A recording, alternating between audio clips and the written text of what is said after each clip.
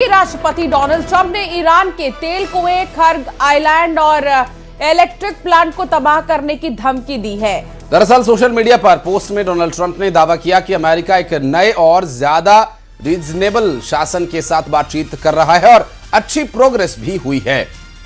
अगर जल्द ही डील नहीं हुई और हार्मुज स्ट्रेट तुरंत ओपन फॉर बिजनेस नहीं किया गया तो अमेरिका बड़ा एक्शन लेगा।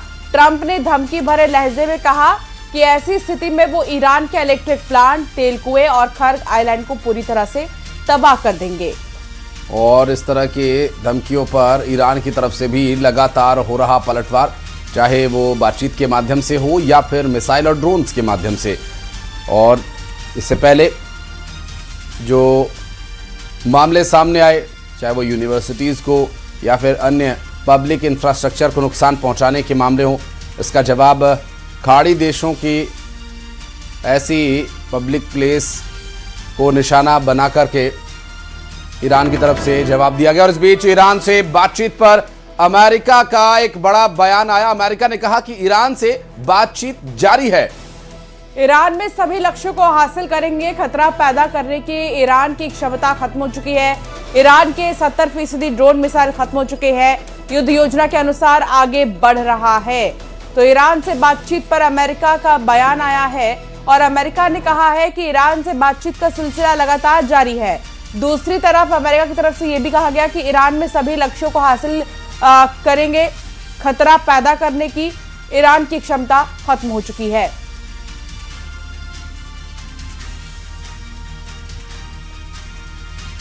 Despite all of the public posturing you hear from the regime and false reporting, talks are continuing and going well.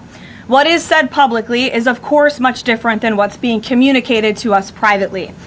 Operation Epic Fury is moving ahead successfully and according to plan. To the start of the operation, Iran's ballistic missile and drone attacks are down by roughly 90%. We have destroyed more than 150 of their naval vessels so far. Our military continues to obliterate Iran's defense industrial base, with nearly 70% of their missile, drone, and naval production facilities and shipyards damaged or destroyed thus far. तो वहीं Iran ने America के साथ किसी भी तरह के समझौते से फिलहाल इनकार कर दिया है।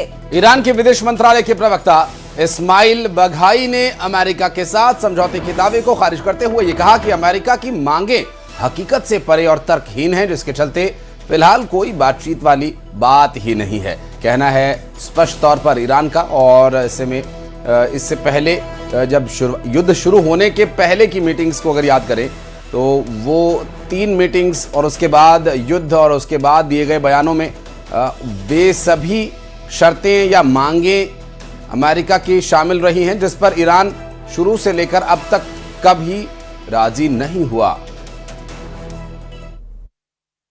We have had no direct negotiations with America so far. Since the last round of negotiations until now, the US demands have been very excessive, unrealistic and illogical. और अब बढ़ते आगे, रुक करेंगे कुछ अन्य खबरों का। लोकसभा में सोमवार को नक्सलवाद के खात्मे पर चर्चा हुई। छत्तीसगढ़ से सांसद ज्योत्सना महंत, संतोष पांडे के अलावा कई सांसदों ने चर्चा में हिस्सा लिया है।